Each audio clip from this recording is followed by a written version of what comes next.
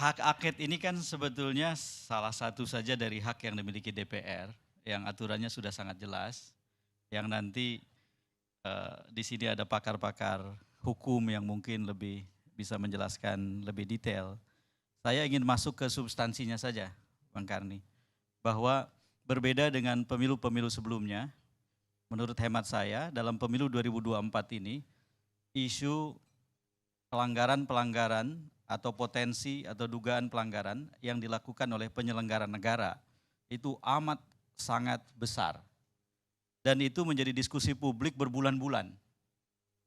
Menjadi perbincangan yang bahkan bukan hanya perbincangan intelektual. Di ruang-ruang diskusi ketika sejumlah ahli bertemu misalnya, tetapi jadi pembicaraan orang ramai. Menurut hemat saya, dalam konteks itulah kemudian pemilu 2024 ini sangat berbeda. Yang perlu dipersoalkan kemudian bukan saja soal siapa yang menang dan siapa yang kalah dengan hitungannya, dengan pembuktiannya lewat C1 hasil, dengan proses yang dipimpin jalannya oleh Komisi Pemilihan Umum, yang ketika nanti akan ada masalah ujungnya di Mahkamah Konstitusi. Bukan hanya itu saja begitu, bukan soal siapa yang kalah dan siapa yang menang saja, tetapi menurut hemat saya pemilu 2024 harus kita angkat ke atas meja, kita bedah, kita telaah, dan kita dudukkan dalam sejarah secara terang benderang dan adil. Dalam konteks itulah sebagai warga negara, saya sangat mendukung rencana atau gagasan untuk menggunakan hak angket. Dalam bayangan saya dengan pemahaman yang saya miliki, yang serba terbatas, ya hak angket ini memang target akhirnya itu bukan mengubah hasil pemilu, tetapi mempersoalkan, melakukan penyelidikan yang serius terhadap sejumlah hal yang berkaitan dengan langkah atau kebijakan yang diambil dalam kaitan dengan pemilu oleh penyelenggara negara.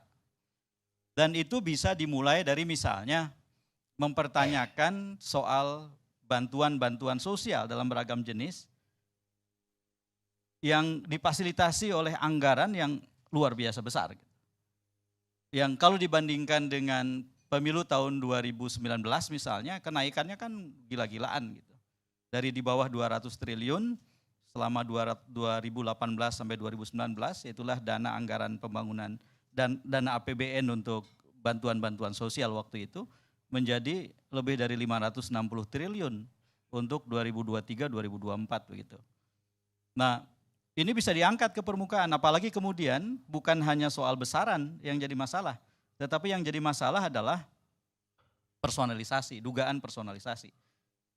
Digunakannya bantuan sosial dalam beragam bentuk itu, termasuk BLT, bertumpang tindih dengan kerja-kerja elektoral yang sifatnya partisan untuk memenangkan salah satu pasangan calon. Lalu kemudian setelah itu harus diangkat juga soal nepotisme. Apakah keputusan MK nomor 90 tahun 2023 itu sudah dengan terang benderang menegaskan terjadinya nepotisme? Dan tentu saja ketika memang itu terjadi yang melibatkan presiden dan ketua MK, yang kemudian jadi objeknya adalah calon wakil presiden salah satu paslon, maka harus diangkat ke permukaan oleh lembaga seperti DPR mempertanyakan kerusakan-kerusakan tegaknya demokrasi dalam pemilu 2024 dikaitkan dengan itu.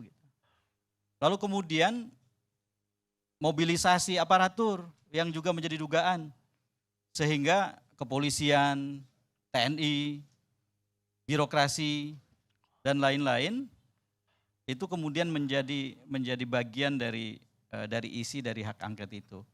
Jadi menurut saya ini bisa dibikin panjang nih. Apa yang disebut sebagai cawe-cawe Presiden Jokowi, menurut saya tidak bisa dibiarkan tidak dicatat oleh sejarah dan kita ambil pelajarannya. Jika kemudian ada banyak kekeliruan di dalam praktek cawe-cawe itu, keterlibatan presiden, ya selayaknya kita ambil pelajaran itu, supaya tidak ada lagi presiden di kemudian hari yang melakukan hal yang serupa atau bahkan lebih buruk begitu. Jadi ini adalah tugas atau kewajiban sejarah yang sangat penting dari sisi itu. Sekali lagi, ini tidak langsung berkait dengan soal distribusi suara yang diperoleh oleh setiap paslon dalam pilpres, Atau kalau mau diperluas di dalam pemilihan legislatif gitu. Nah, saya sendiri dalam beberapa kesempatan menekankan aspek yang lain yang disalahpahami seolah-olah seperti pilihan berganda gitu. Angket atau yang lain, sebetulnya bukan. Dalam penggunaan haknya itu, DPR kemudian bisa menggunakan berbagai jenis rapat atau forum yang jenis-jenisnya beragam, yang rinciannya juga sudah jelas di aturan. Dan yang saya usulkan sejak cukup lama adalah salah satu jenis rapat yang harus digunakan dalam konteks ini adalah pansus, panitia khusus. Panitia khusus ini adalah panitia yang dibentuk lintas komisi, mewakili semua komisi, diwakili oleh fraksi, yang biasanya keanggotaannya itu mencerminkan proporsi kekuatan fraksi itu dengan anggota sebanyak-banyaknya 30 orang, kan begitu aturannya. Kemudian kepemimpinannya terdiri dari 1 orang ketua dengan 3 orang wakil ketua yang dimajukan dalam kompetisi, kalau ada kompetisi di dalam pansus itu melalui paket yang tidak berubah. Artinya 5 partai pengusung 01 dan 03 bisa mengajukan 1 paket kepemimpinan pansus, lalu kemudian setiap fraksi secara proporsional mewakilkan anggotanya menjadi bagian dari pansus. Kenapa saya mengajukan ini? Karena urusan ini tumpang tindih dengan penyelesaian pemilu legislatif selain pemilu presiden yang lebih berlarut-larut dari yang saya bayangkan.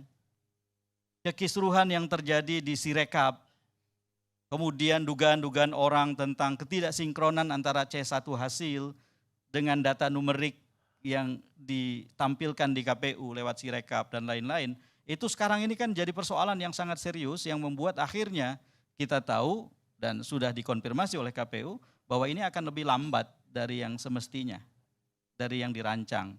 Nah, ini membuat sejumlah anggota DPR yang incumbent, yang kemarin bertarung dalam pileg, sebetulnya terbagi fokusnya. Karena mereka masih berjuang untuk membuat kursinya tidak hilang dari tangan mereka. Bayangkan kalau kemudian tidak diperkecil dalam bentuk panitia khusus, kita membebani banyak sekali orang yang pikirannya tidak fokus pada persidangan-persidangan DPR begitu. Jadi 30 orang ini adalah orang yang terpilih, yang kurasinya, filternya bisa dilakukan oleh fraksi, sehingga setiap fraksi bisa mendatangkan orang-orang yang memang siap sepenuhnya mengemban tugas. Lalu pimpinan pansus bisa menetapkan, bisa memutuskan bahwa kegiatan pansus itu bersifat terbuka. Maka kemudian terbayanglah dalam kerangka waktu tertentu yang ditetapkan dalam sidang paripurna DPR, yang diberikan kepada pansus, maka kemudian sepanjang waktu yang ditentukan itu, maka publik secara luas terlibat. Jadi di sini kemudian ada persoalan yang sangat serius yang kita jawab. Ada tantangan yang kita jawab, yaitu nomor 1 adalah mempercepat kepastian. Karena bagian penting dari pemilu itu adalah hasilnya. Dan ketika kemudian ada ketidakpastian yang berkepanjangan, maka menurut saya ini akan jadi bahaya. Dan tidak boleh jadi presiden. Nah, adanya pansus yang bekerja fokus di sana itu membuat tidak banyak hal tumpang tindih dalam urusan penyelesaian politik kita. Termasuk KPU dan lain-lain bisa bergerak menyelesaikan secepat mungkin. Kemudian yang kedua menurut hemat saya, kita jaga keutuhan negara, kita bikin kanalisasi, kita bikin saluran yang tepat untuk setiap warga negara untuk bisa terlibat, Bang Karni. Dan adanya pansus yang terbuka itu membuat semua orang merasa menjadi pemangku kepentingan yang dilibatkan. Karena semua pembicaraan dibuka di hadapan mereka. Dan mereka bisa terlibat. Karena setiap orang sekarang bisa jadi jurnalis, setiap orang bisa menjadi penulis opini, setiap orang bahkan bisa bersair setiap saat karena ada media sosial. Dan keterlibatan itulah yang kemudian akan menandai bahwa setiap orang diberi kesempatan untuk merumuskan sejarah. Dalam ilmu sejarah itu kan ada gium yang mengatakan sejarah disusun oleh mereka yang menang. Menurut saya, ada kalanya kita harus memberikan kesempatan kepada orang-orang yang kalah untuk menulis sejarah juga. Artinya, okelah di ujung nanti kekalahan akan diderita oleh mereka yang memang kalah. Tetapi pada saat yang sama, mereka yang kalah ini diberi kesempatan untuk mendudukkan dan merumuskan pemilu 2024 dengan sejarah yang lebih adil gitu. Nah, jadi intinya saya mendukung sepenuhnya sebagai warga negara penggunaan hak angket ini. Bahwa diskusinya nanti bisa kita lanjutkan ke soal seberapa mungkin seberapa solid kelima partai itu yang mengusung 01 dan 03. Apa saja hambatannya baik politis maupun yang teknis dalam penyelenggaraannya kita bisa diskusikan. Tetapi intinya saya termasuk warga negara yang mendukung rencana penggunaan hak angket ini sambil mengusulkan agar dalam konteks itu dibuat pansus pemilihan presiden 2024 yang membuat nanti semua pemangku kepentingan bisa terlibat. Artinya juga pansus bisa menghadirkan siapapun, termasuk para ahli hukum tata negara, para ahli ilmu politik dan pemerintahan dan lain-lain, selain tentu saja para penyelenggara negara yang berkaitan dengan kewenangan-kewenangan yang relevan. Nah, bayangkan jika proses ini dilakukan dengan cepat, tanpa mengganggu banyak sekali hal teknis yang harus kita kerjakan juga segera, maka insya Allah pemilu 2024 akan dicatat setidak-tidaknya menjadi pemilu di mana setiap orang diberi kesempatan merumuskan sejarahnya secara tuntas, secara komprehensif, secara adil. Kurang lebih itu Bang Karni sebagai awal mula dari saya.